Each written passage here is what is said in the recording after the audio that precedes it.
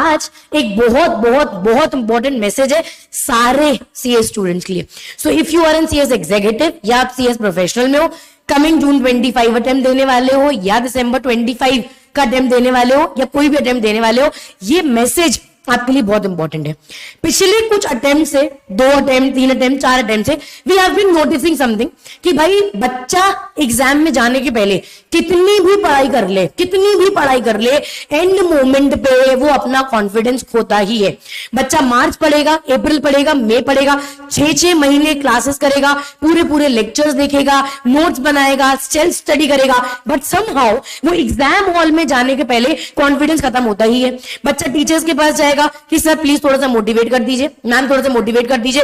What if exam paper में हमको कुछ आया ही नहीं, व्हाट इफ हमने जो पढ़ा है वो कुछ भी याद ही नहीं आया, मैम कुछ भी याद रह ही नहीं रहा, इतना पोर्शन, इतना सिलेबस, इतना कंटेंट, कुछ भी याद नहीं रह रहा, हमसे हो ही नहीं रहा है, हमसे हो ही नहीं पाएगा. लेट्स डू वन थिंग, एक ग्रुप छोड़ के दूसरा दे देते हैं, नहीं ये वाला ग्रुप छोड़ के ये वाला दे देते हैं. अच्छा एक काम करते हैं, दोनों ही ग्रुप छोड़ देते हैं, है ना.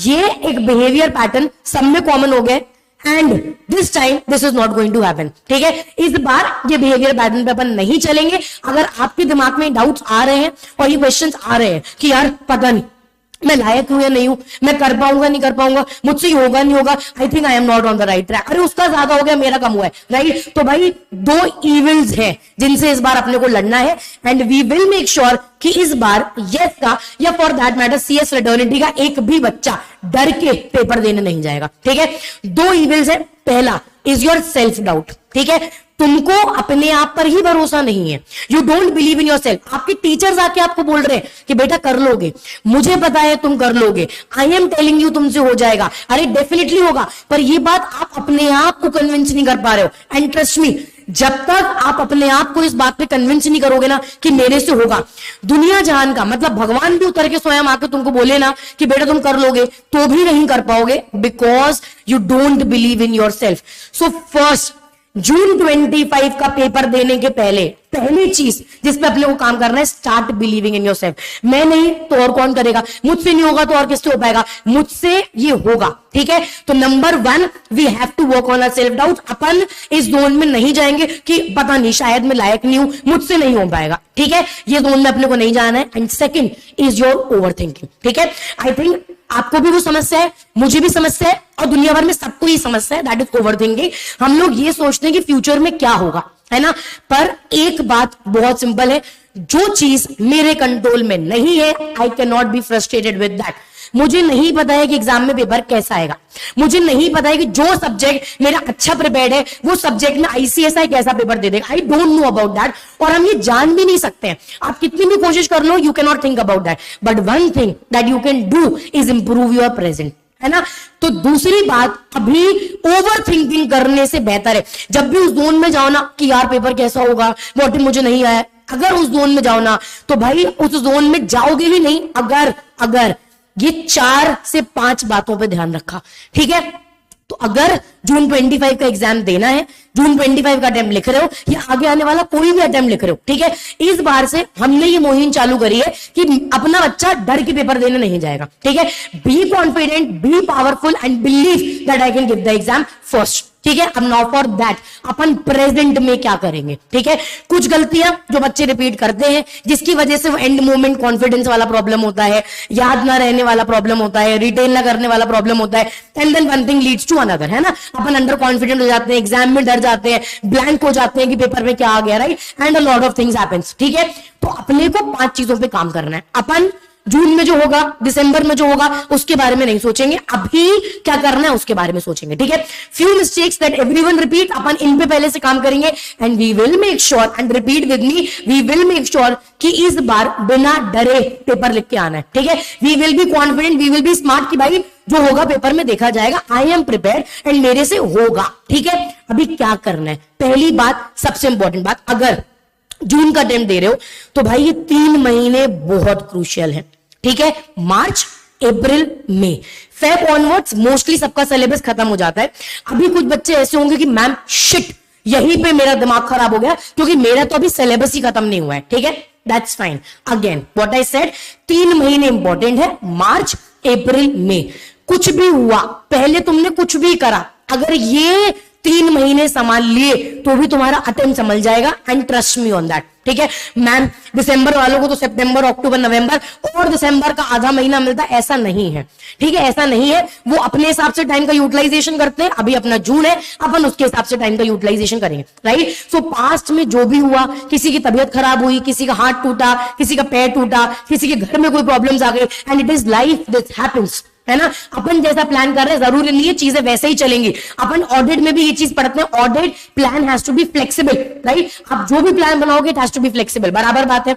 तो 3 महीने संभाल लो, मार्च, अप्रैल, मई, कोई मस्ती नहीं, कोई टाइम पास नहीं, 1 एम 1 गोल, जून 25। ठीक है, सिंसियरली इन 3 महीनों में सिंसियरली मेहनत करना है, और जो लगे जो भी लग रहा है कि इतनी मेहनत करनी पड़ रही है वो कर डालो। ठीक है, गो क्रेजी, दैट्स वन। अब ये मार्च अप्रैल मई में करना क्या है, सबसे important is your self study.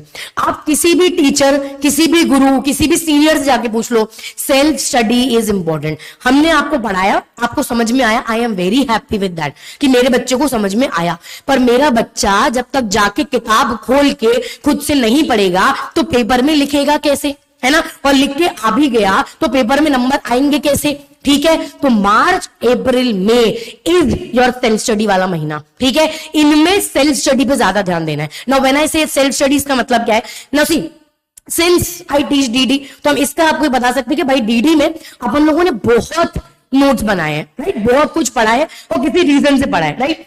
तो आप जब आप सेल्फ स्टडी करते हो, आप नोट्स पढ़ो और बुक रीड करो। देयर इज अ रीजन कि तुमको किताबें दी गई हैं, है ना। आप जो भी फैकल्टी है उनकी बुक्स पढ़ना शुरू करो। आपको लग रहा है कि ऊपर ऊपर से पढ़ने से हो जाएगा, समझ में आ जाएगा, आप एग्जाम 100% एफिशिएंसी से नहीं लिख पाओगे, right. So it is very important कि you start reading from the book. अच्छा, अगेन पहले नहीं किया, भाड़ में जाए, अब करना है। ठीक है, फेब्रुवरी में अपन when I am making this video, March April में एंड फेब, आपके पास भी उतना ही समय है, right. Start reading the book, क्योंकि nothing can replace your self study, this is the most important part. ये करना ही पड़ेगा।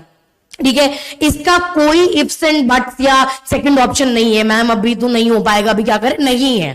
ठीक है, you have to do self study और वो करना पड़ेगा। ठीक है, दैट्स नंबर 1। और बुक को अच्छे से थरली रीड करो, ऊपर से नहीं। ठीक है, mark the keywords, understand the keywords, उसको कंसेप्ट को जहन में उतारो कि मैंने यहां पे क्या पढ़ा है। ठीक है, दैट्स वन। दूसरा, नो शॉर्टकट्स, नो शॉर्टकट्स। जीवन में जब कुछ बड़ा करने की सोच रहे हो ना, तो वहां शॉर्टकट नहीं होता है। तुम जून में सीएस बनने की सोच रहे हो, एग्जीक्यूटिव वाले प्रोफेशनल में आने की सोच रहे हैं, right, there are no shortcuts. So if you are believing कि ये बुक को रिप्लेस करके इस बुक से पढ़ लेता हूं, it is not going to happen. ठीक है, अनलेस पानी यहां है ना, कि भाई मतलब अब मैं डूब ही जाऊंगा, मई का महीना आ गया है, मेरे पास कुछ भी नहीं बचा है, तब अपन लोग शॉर्टकट्स में घुसते हैं। अभी this is not the right time for shortcuts, right. Shortcut avoid करना है, कोई शॉर्टकट में नहीं घुसना है कि इससे पढ़ लेंगे तो हो जाएगा क्या, उससे पढ़ लेंगे तो हो जाएगा क्या, राइट। भाई एंड मोमेंट पे जब एकदम ही गले के ऊपर पानी है, तब तो जो भी मिले फिर उससे करना ही है, राइट। पर अभी से क्यों अपने आप को उसमें गड्ढे में धकेलना है।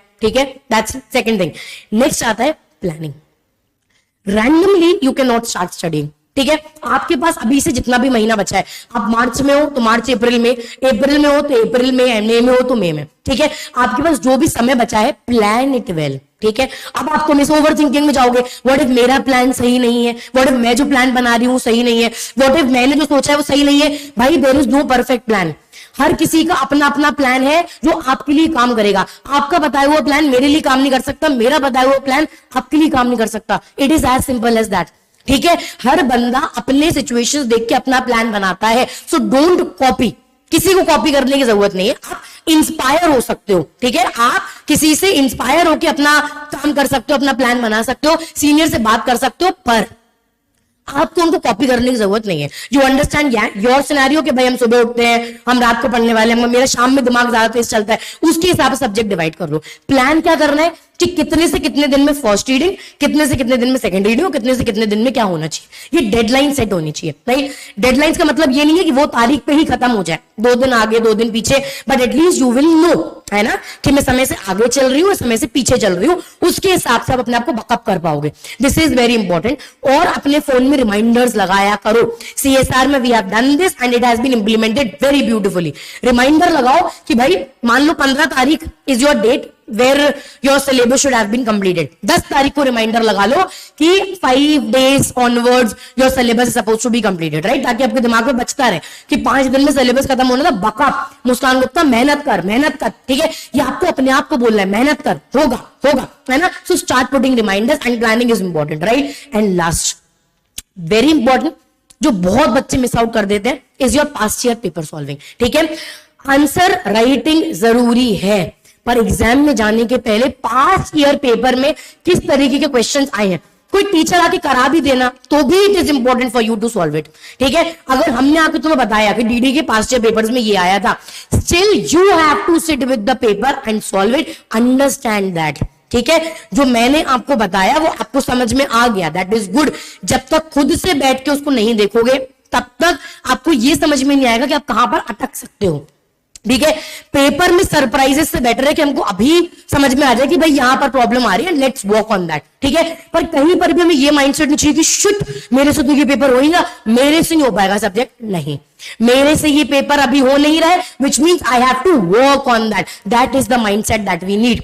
ठीक है, अगर जेन्युइनली जून में जाके अच्छे से पेपर देना है तो मार्च, अप्रैल, मई सुधारो, जून ऑटोमेटिकली सुधरेगा. ठीक है, एग्जाम के एक दिन पहले स्ट्रेस नहीं होगा, पेपर में जाने की वो टेंशन नहीं होगी, if you are well prepared, right. पर प्रिपरेशन करते टाइम पे ये सोचना कि पेपर कैसा आएगा, एग्जाम में मुझे आएगा नहीं आएगा, ये माइंडसेट अपने को नहीं चाहिए. ठीक है, 2 इवेंट्स और ये अपने दिमाग में नहीं आना चाहिए. 1, सेल्फ डाउट, नहीं आएगा, मेरे से होगा, मैं कर लूंगा. दुनिया बोले तू नहीं कर पाएगा तो भी बोल कि मैं कर लूंगा. ठीक है, दूसरा जो भी है मेरा डिसीजन है ना, मैं कर लूंगा.